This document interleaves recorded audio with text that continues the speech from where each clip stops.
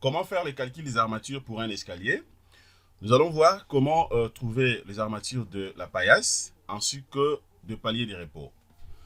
Alors, parmi les éléments importants que l'ingénieur est censé de connaître, c'est d'abord les caractéristiques de matériaux. Ok, il faut bien maîtriser ça. Et après, vous allez donc calculer maintenant tout ce qu'il faut, notamment comme faire les calculs de moments réduits, le calcul des paramètres de déformation, ainsi de suite. Alors les amis, ce que j'aimerais tout simplement vous rappeler une fois de plus, abonnez-vous massivement sur nos deux chaînes YouTube, Jinkunga Tutoriel et Académie des logiciels, pour ne rien rater de tout ce que je publie régulièrement comme formation. Nous sommes en train de continuer le chapitre 5 sur les calculs de l'escalier, un escalier droit. Donc là, nous allons voir le point justement 5.1.2, ou je dirais même 5.1.5. En réalité, c'est le point 5, ok? Puisque nous sommes en train d'achever le chapitre 5. Alors, pour essayer un peu de bien comprendre ce que je suis en train de dire, je vais rentrer rapidement au niveau justement de points. Voilà, donc c'est le point 5, ok? Donc, c'est ce que nous allons voir tout à l'heure là. Alors, restez connectés les amis pour ne rien rater de ce que je vais partager ici.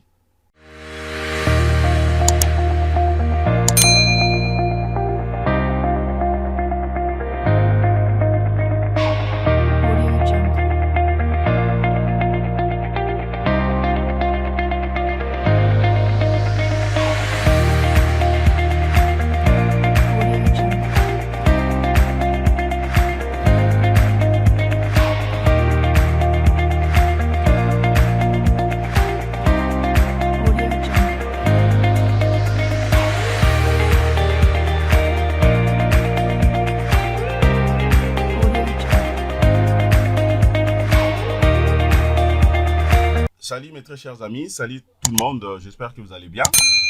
Alors nous allons continuer nos séries de formations sur le même projet, programme pack complet bâtiment R+10. Là nous allons achever le chapitre 5 sur l'escalier. Nous allons voir les calculs des armatures. Comment l'ingénieur peut calculer les armatures de l'escalier?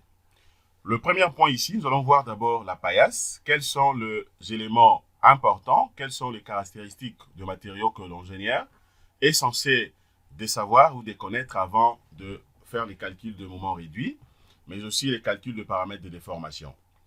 Alors, ici, nous allons d'abord commencer par la paillasse. Les caractéristiques de matériaux sont ce que nous allons utiliser. Premièrement, vous avez les bétons. Le béton, nous allons utiliser le béton FC28 qui est égal à 25 mégapascales. Alors, le FBI sera justement égal à 14,17 mégapascales, déjà calculé. Allez-y vérifier les chapitres 4, les chapitres 3, le chapitre 2, les chapitres 1 aussi, et voir même les chapitres 0 sur l'introduction générale, pour s'imprégner de tout ce que nous avons déjà vu jusque-là. Alors, le deuxième caractéristique des matériaux ici, ça sera dans l'acier. Nous allons utiliser les FE40, FE400. Ok, donc le FEU sera justement égal à 348 mégapascales déjà calculé. Alors le M ici, la valeur de moment est de 6834 Nm avec justement la base dans le B égale à 1 mètre, donc ça fait 100 cm. Et la hauteur ou l'épaisseur justement de la paillasse, de la dalle bien sûr prédimensionnée, est de 9 cm. Alors si je déduis maintenant l'arrobage, donc je vais rester avec 2 égale à 7 cm. Ok? Et donc c'est comme ça que nous allons procéder. Donc les amis, étant donné que les éléments et dans le matériau ou les caractéristiques du matériau sont connues, maintenant nous allons calculer directement le nombre des armatures ou d'armatures. Le premier point ici, nous allons d'abord calculer ce qu'on appelle le moment réduit dans le UBI. Ok? Rien n'a changé ici. La même procédure et nous allons utiliser la même formule. Alors, ce qu'il faut savoir, en réalité, le UBI ou le MIBI sera égal à quoi? Eh bien, le MIBI sera égal justement au moment dont le MU sur le FBI, ok, multiplié par B, multiplié par D au carré. Alors, dès que je remplace le MU, le moment par sa valeur ici, le 6834, au dénominateur dont j'aurai le FBI, 14,17 multiplié par 100 multiplié par 7 carré, Je vais d'abord calculer le numérateur. 7 carré, voilà, multiplié par 100, multiplié par 14,17.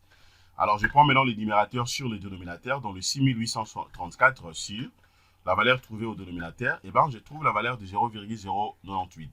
Et donc, le UBI égale à 0,098, qui est inférieur à 0,186. Donc là, je tombe dans le cas des pivots A.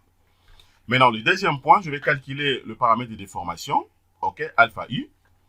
Le paramètre de déformation sera égal à 1,25 multiplié par 1 moins racine carrée de 1 moins 2 mu U. Ok, donc je vais directement remplacer par ces valeurs. Donc j'aurai le 1,25 multiplié par 1 moins racine carrée de 1 moins 2 multiplié par 0,098. Je calcule rapidement. D'abord, j'aurai 2 multiplié par 0,098. Ok, moins 1 racine carrée, moins 1 multiplié par 1,25. Voilà, je trouve la valeur de 0,129. Ok, c'est ça dans la valeur, justement, de paramètre de déformation. Calculons maintenant le bras de levier dans le ZU. Le ZU sera égal à quoi? La même formule, rien n'a changé jusque-là. Sera égal à quoi ici? Donc, le ZU sera égal à 1 moins 0,4 multiplié par le paramètre de déformation alpha U, multiplié par 2. Ok, 2 que je remplace, je trouve la valeur de 6,64 cm.